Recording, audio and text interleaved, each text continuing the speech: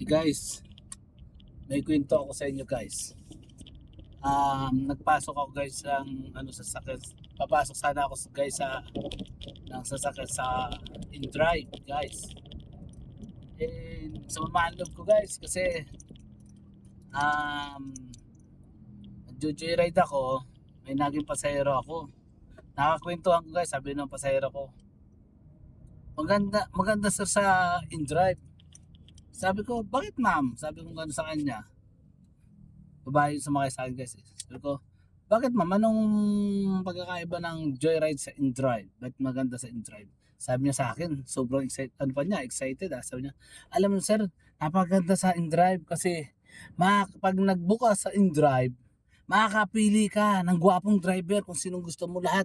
Kasi pag ano ka daw, nag-book sila, makikita na lahat nila ng gwapo, lahat ng gwapo. So, makakapili ka kung saan ka sasakay.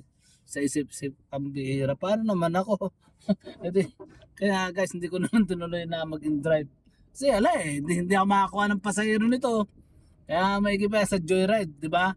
Nakakapag-enjoy ka na, nakakapag-ride ka pa. Tapos maghugas ka ng plato, gamitin mo joy, o di ba?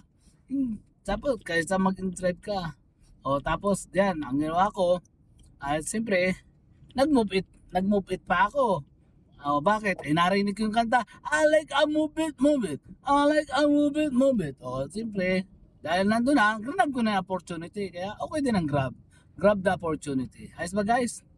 Talaga nakakasama ng danda. Bye bye guys. See you.